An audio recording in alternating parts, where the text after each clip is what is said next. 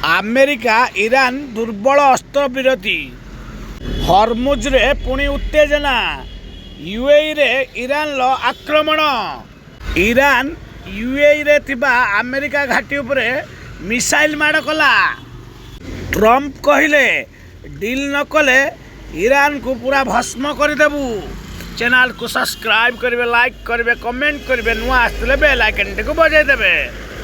America ଓ Iran ମଧ୍ୟରେ ଦୁର୍ବଳ ଅସ୍ତ୍ରବିରତି ଶୁକ୍ରବାର ବିପଜ୍ଜନକ ମୋଡ଼ରେ ପହଞ୍ଚିଛି।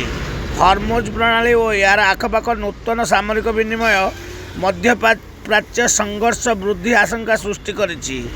ଇରାନର ସାମରିକ ଘାଟି ଉପରେ ଆକ୍ରମଣ କରି ପ୍ରତିଶୋଧ ନେବା ପୂର୍ବରୁ ଆମେରିକା କହିଛି ଯେ ରଣନୈତିକ ଜଳପଥରେ 3ଟି ଆମେରିକା ବିଧ୍ୱଂସକର ଜାହାଜକୁ ଟାର୍ଗେଟ୍ କରି ଇରାନ କ୍ଷେପଣାସ୍ତ୍ର, ଡ୍ରୋନ୍ ଓ ଦ୍ରୁତ ଆକ୍ରମଣକାରୀ ଡଙ୍ଗା ଦ୍ୱାରା ଆକ୍ରମଣ କରିଥିଲା, ଯାହାକୁ ଆମେରିକା ସେନା ଅଟକାଇବାରେ ସଫଳ ହୋଇଛି। ଅର୍ଥାତ୍ ଇରାନ ପ୍ରଥମେ ଆକ୍ରମଣ କରିବା ପରେ ଆମେରିକା ପ୍ରତି ଆକ୍ରମଣ କରିବାରୁ ସଦ୍ୟତମ ଉତ୍ତେଜନା ବୃଦ୍ଧି ପାଇଛି।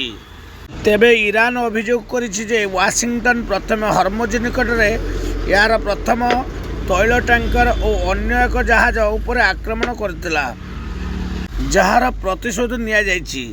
ଏପ୍ରିଲ 8ରେ କାର୍ଯ୍ୟକାରୀ ହୋଇଥିବା ଦୁର୍ବଳ ଯୁଦ୍ଧବିରତି ରହିବ କି ନାହିଁ ତାହା ଉପରେ ନୂତନ ଯୁଦ୍ଧ ସନ୍ଦେହ ସୃଷ୍ଟି କରିଛି। ଉଭୟ ପକ୍ଷ ଏକ ସମ୍ଭାବ୍ୟ କୂଟନୈତିକ ସମାଧାନ ବିଷୟରେ ଆଲୋଚନା କରିବା ସହିତ ପରବର୍ତ୍ତୀ କାର୍ଯ୍ୟାନୁଷ୍ଠାନ ପାଇଁ ଧମକ ଜାରି ରଖିଛନ୍ତି। ଚ୍ୟାନେଲକୁ ସବସ୍କ୍ରାଇବ କରିବେ, ଲାଇକ୍ କରିବେ, କମେଣ୍ଟ କରିବେ, ନୂଆ ଆସିଥିଲେ ବେଲ୍ ଆଇକନ୍ଟିକୁ ବଜାଇ ଦେବେ। ଟ୍ରମ୍ପ ଇରାନକୁ ଚେତାବନୀ ଦେଇଛନ୍ତି ଯେ ଯଦି ଏହା ଶୀଘ୍ର ଚୁକ୍ତି ସ୍ୱାକ୍ଷର କରିବାରେ ବିଫଳ ହୁଏ ତେବେ ୱାଶିଂଟନ ଅଧିକ ଭୟଙ୍କର ଭାବରେ ପ୍ରତିକ୍ରିୟା ଦେବ।